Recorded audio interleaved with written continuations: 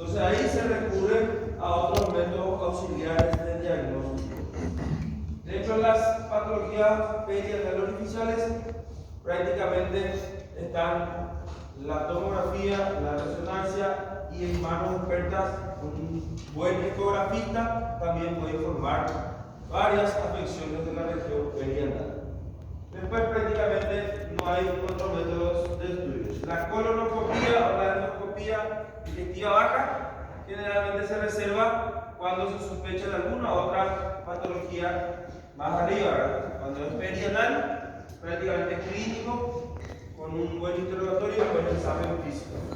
Recordando un poco la anatomía, la última porción del intestino o del tracto gastrointestinal corresponde al recto, que después se continúa por el ano. La porción anal es los 3 o 4 centímetros más allá, que se separa justamente del recto por una línea que se llama una línea pectínea, donde hay una transición del epitelio rectal hacia el epitelio ya dérmico, prácticamente un plano estratificado, similar al esófago con el estómago. Hay un cambio ahí y a eso se le llama esta es la porción anal, y por encima ya está la porción rectal. ¿Está? Porción más distal del tracto gastrointestinal, tiene una porción intrapélvica, también el peritoneo se refleja formando recesos. Después ya es la porción extra peritoneal. Ano aproximadamente 2 a 4 centímetros de longitud. La última parte, el recto 12 a 15 centímetros aproximadamente. La irrigación, recordando un poco, está dada por arterias rectales y las consecuentes venas que siguen el mismo trayecto, que son las venas rectales o hemorroidales, las arterias rectales o hemorroidales, ¿verdad? Más conocido como arterias hemorroidales. El ano recto en su porción terminal prácticamente está irrigado por la arteria hemorroidal superior, media e inferior. La arteria hemorroidal rectal superior, que es una rama de la ilíaca interna. De la ilíaca interna, o no, de la mesentérica inferior, perdón. La arteria rectal superior es una rama terminal de la mesentérica inferior. La media es una rama de la ilíaca interna y la rectal inferior es una rama también de la ilíaca interna, pero a través de la pudenda. Las venas prácticamente tienen los mismos trayectos, pero de forma afluente. La rectal superior, la arteria rectal superior, el plexo venoso sube y es un afluente del sistema de la mesentérica inferior. Rectal media de la ilíaca interna, así como la inferior. Y forman un conglomerado ahí de plexoanastomosis, plexovenosos importantes, que son importantes porque son los causantes de las patologías más comunes como las hemorroides. ¿Cómo hacemos la evaluación? Principalmente un buen interrogatorio ante la exploración física. Buen interrogatorio. La sintomatología o los síntomas más frecuentemente que traen a la consulta a un paciente con alguna afección perianal son dolor,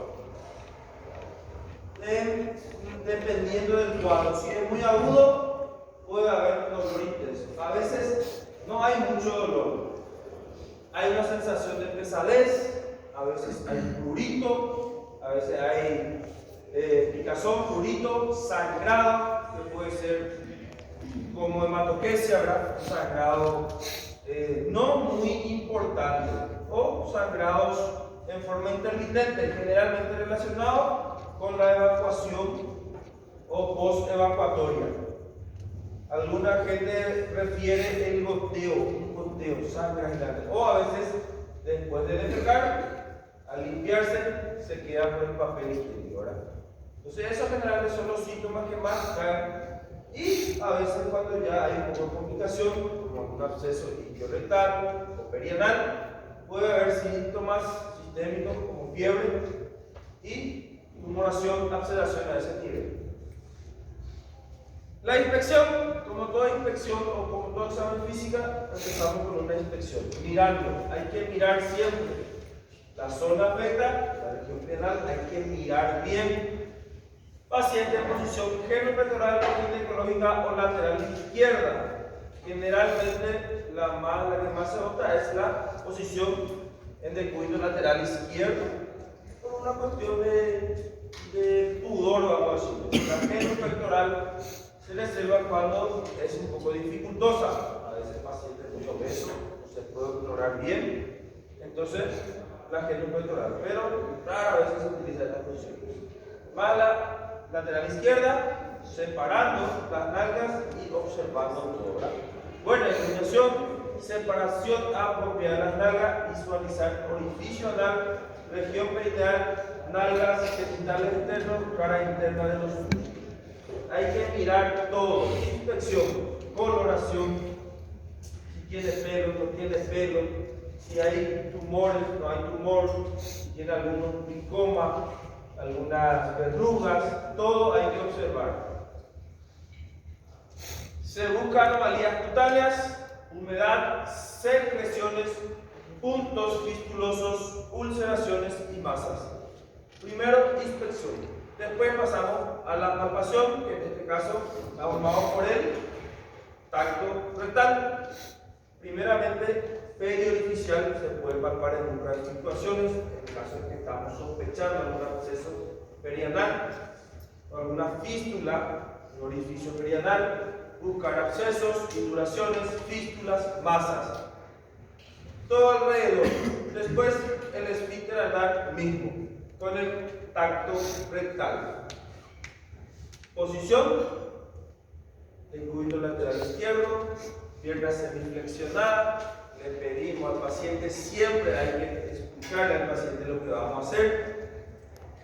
Señor, señora, le vamos a revisar. Este es un tema un poco medio difícil de tratar con los pacientes a veces, más con pacientes de edad mayor, que por una cuestión cultural a veces no quiere dejar que se le revisa. Acá en Paraguay al menos tenemos ese tabú de que el hombre no quiere lo que se le revisa, y el tacto rectal es una parte esencial del examen físico. Entonces hay que saber entrar, saber hablar con el paciente, explicarle, porque a veces el paciente se enoja y hay que saber explicarle con términos en los que el paciente entienda. Yo ya tuve experiencia en donde el señor, yo le dije, no, te tengo que revisar abajo para ver si no estás trancado. Ese cuadro era un cuadro obstructivo, ¿verdad? Entonces tenía que hacer un tacto rectal. El señor me dice, sí, sin problemas, revisame, hermano. Ponete de costado, baja tu pantalón, y ahí medio ya me mira sorprendido. Y le digo, te voy a revisar un ratito abajo. Sí, no hay problema. Vaselina, me empieza a gritar y me juega como para pegar. ¿Qué es lo que no está haciendo? Me dice, pero en guaraní, ¿verdad? Me explico en español, no, en guaraní, me dice, era ella coa, me dice. Imagínense, yo le expliqué, pero no entendió que yo le iba a hacer un tacto. Por eso acá en Paraguay a veces tenemos que salir a revisar el intestino o algo que hacerle explicar, o a veces le traemos al familiar para que le explique. ¿Puede explicarle a su familiar? Que le voy a meter el dedo ahí abajo para revisar. Y este señor me jugó uno como para pegarme, y ahí yo me quedé más sorprendido. Te avisé de dónde quería llegar y dije, no, espérale, la se levantó y se fue. Y hay gente así, y hay que tratar de lidiar, pero es muy importante. Una buena inspección, miramos todo alrededor, si no tiene verruga, no tiene tumoración, masa, tocar alrededor, si no hay fluctuaciones, zona de reblandecimiento o induraciones, para ver si no hay un absceso. Luego procedemos al tacto rectal. Guante, lubricante, palpar el rape, pedir que haga esfuerzo e introducir lentamente. Primeramente, se coloca el dedo sobre el esfínter anal para tratar de que al tocar se vaya relajando de a poquito. Y de a poquito vamos introduciendo. introduciendo el dedo. Se evalúa el tono del esfínter anal, si es normotónico o es hipertónico o está flácido. Estado de las mucosas, la sensibilidad, si hay dolor o no hay dolor, estrechez, consistencia fecal, tumoraciones, órganos vecinos. Estado de la mucosa sería la pared, órganos vecinos, en el caso de varón, siempre la próstata, tumoraciones y todo lo que se puede evaluar. Se evalúa bien y se trata de meter al máximo posible. A veces se entra un poquito ahí en la polla rectal. A veces hay materia fecal, a veces no. Si hay materia fecal, se ve la consistencia, si es dura, pétrea, estamos hablando de fecaloma, o si es blanda, y la secreción que salga, o el dedo de guante, le decimos, ¿verdad?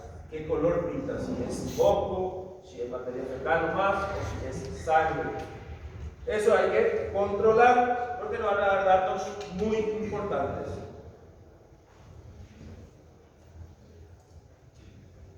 Los síntomas, la sintomatología anuretal es común para distintos cuadros. Lo que estábamos diciendo: dolor, prurito, picor, sangrado, secreción, presencia de masa. En el caso de las hemorroides, a veces los pacientes prefieren una sensación de pesadez, que hay algo ahí, que les molesta, que está cargado, medio que se carga ahí algo. Entonces, esos son los síntomas que generalmente va a traer el paciente a la consulta. Dentro de las patologías perianales, cuando el paciente viene con estos síntomas, pues tenemos que pensar que estamos ante una patología perianal o periorificial. El dolor puede ser la aparición aguda o crónica, relacionada con la defecación, terminada o sin relación.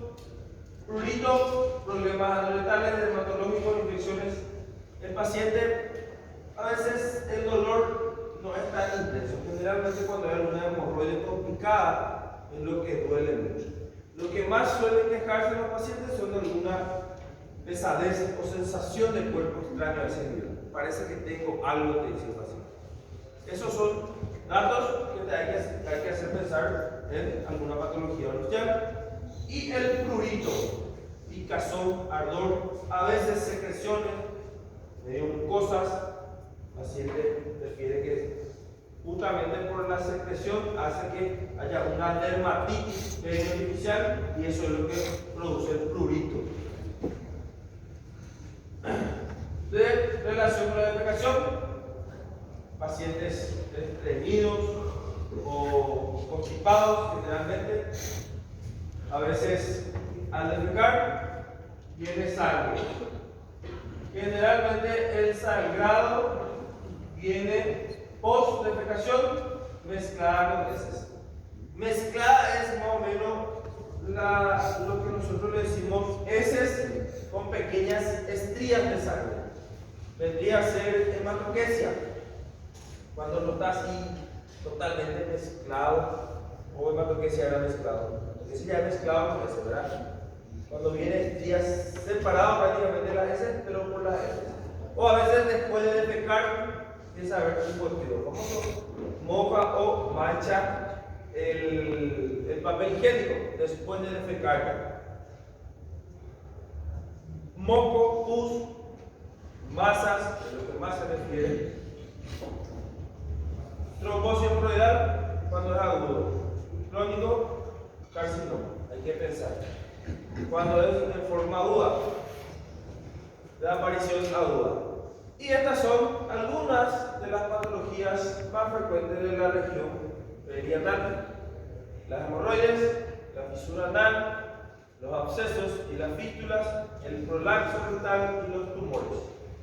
Hoy vamos a estar desarrollando las hemorroides, la fisura anal y los abscesos y fístulas, que son muy frecuentes. Las hemorroides hay muchísimo.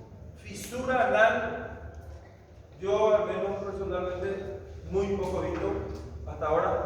Los abscesos y las fístulas sí hay muchos abscesos que generalmente se producen a partir de algún folículo, algo en la región perianal, con progresión hacia arriba. Las hemorroides, ¿qué son las hemorroides? son dilataciones venosas del conducto anal que se desarrollan a partir de los plexos hemorroidales internos y externos.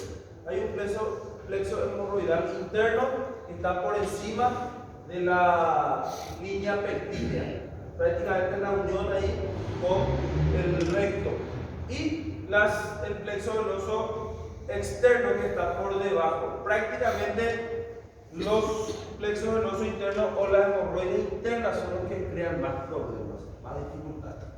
Las externas prácticamente pasan desapercibidas o a veces trombosan y se quedan como un incógnita allá afuera. Pero cuando hay problemas de los plexos venosos internos es lo que empieza a haber prolapso, con molestia, doloroso, picazón, a veces hemorragia, y le impide al paciente tener una vida normal, ¿verdad? Punto de referencia es nuestra línea pectínea.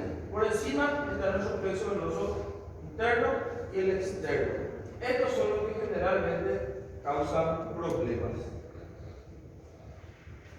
Se acepta que casi la mitad de las personas con más de 50 años de edad ha tenido alguna vez síntomas hemorroidales, siendo por esto la patología anorrectal más frecuente.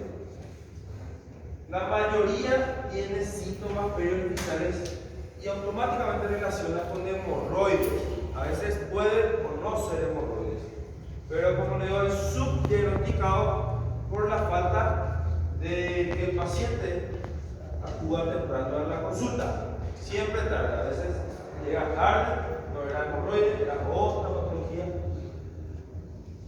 La incidencia aumenta con la edad, multiparidad, aunque existe también predisposición hereditaria.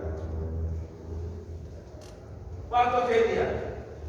El mecanismo patogénico más común es el efecto de esfuerzo evacuatorio excesivo con la elevación de la presión intraabdominal, lo cual dificulta el retorno venoso y desliza hacia afuera del tejido hemorroidal.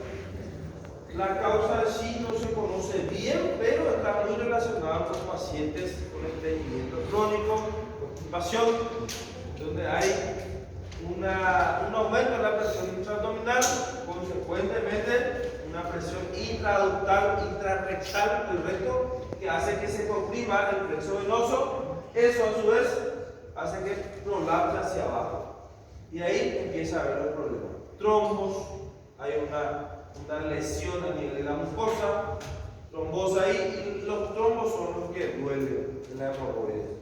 Y consecuentemente, como una obstrucción actual, empuja, y ahí hace que salgan las hemorroides internas, principalmente, ¿verdad? Factores de riesgo o factores desencadenantes, prácticamente la constipación, hábito gastrointestinal frecuente, estreñimiento y una diarrea excesiva también se relacionan con hemorroides. En teoría se habla de una lesión a nivel de la mucosa que genera la misma fisiopatología anterior por un exceso de diarrea, relacionado también al consumo de alcohol, café, especias se refiere a alimentos que tienen mucho condimento. Conducción prolongada de vehículos, equitación, ciclismo, estrés. Son algunos de los factores que se relacionan con la hemorroide, la aparición de hemorroides. Clásico, choferes son candidatos a desarrollar hemorroides. Los choferes, los camioneros, los uberos. Esto es una clasificación antigua que se utiliza. No sé si hay una clasificación nueva. Creo que hay una nueva, pero en la clase pusieron esta clasificación que se utiliza bastante. Prácticamente evalúa las hemorroides si salen o no salen. Grado 1, cuando son visibles en la luz, pero no sobresalen hacia afuera. Grado 2, prolapsa hacia afuera durante la defecación y en el pujo excesivo, pero se reduce espontáneamente. En el grado 3, la hemorroide sale y no se reduce, solo con ayuda del dedo. Se reintroduce y se va a volver hacia arriba. Y en el grado 4, el prolapso hemorroideo es permanente y ya no se reduce. El grado 4 tiene también riesgo de estrangulamiento, es más peligroso. Por eso el grado 3 y 4 ya tienen indicaciones quirúrgicas. Hemorroidectomía. Hay que operar. En el grado 1-2 se pueden tratar con medidas higiénicas, higiénico-dietéticas, tratamiento médico conservador. Hasta el 3 se puede inclusive analizar si de repente hay buena adhesión al tratamiento y buena respuesta. Si no, ya se prefiere otro método de tratamiento. Grado 4 es quirúrgico. 1-2 tratamiento médico. La presentación clínica de la hemorroides internas, proctorragia escasa o moderada, el famoso goteo hemorrágico. El paciente después de defecar prefiere que le gotea. Un pequeño chorrito se autolimita. O con el papel higiénico. Esa es la clásica presentación de una hemorroides interna. Después de defecar, un pequeño sangradito, no un sangrado masivo. No sé que haya lesionado bien grande, pero es prácticamente. No hay mucho dolor con la defecación o a su término. El goteo hemorrágico, el famoso gotitas de sangre, aparece separada de las heces. A veces se va todo el cuerpo, defeca todo y después recién aparece el sangradito. Esa es la clásica presentación de la hemorroide. Prolapso hemorroidal es el motivo de consulta que sigue en frecuencia, es cuando siente que ya sale. Ocasiona una sensación de pesadez o plenitud anorexal. El paciente siente que tiene algo ahí, a veces ve que sale o siente que sale y reintroduce. Ya estamos ante una hemorroide de grado 3. El paciente sintió ahí algo y metió otra vez arriba. Y te dice, salió todo mi intestino de eso. Esa es la clásica descripción del paciente que viene con hemorroides. Salió todo mi intestino, o pase o se va. Entonces, a veces hay sangradito o un prolapso que se reintroduce a veces solo o generalmente el paciente con su dedo. Puede palparse como una tumefacción permanente en el anillo anal. El dolor no es un síntoma común en las hemorroides internas, salvo en los prolapsos irreductibles en los que se puede agregar edema, trombosis y necrosis. La trombosis generalmente es la causante del dolor. Pequeños coágulos que se forman en las venas y esos son los que empiezan a generar una pequeña isquemia, o menos la isquemia es lo que duele siempre, cualquier órgano. Cuando aparece trombosis, generalmente aparece dolor. Pero más ellos refieren, mientras no haya alguna trombosis, una sensación de pesadez, sensación del cuerpo extraño, parece que tengo algo ahí, tengo una bolita. Si te refiere el paciente. Juntos con la hemorragia, con los pequeños sangraditos. Las hemorroides internas, la trombosis es la causa más frecuente de sintomatología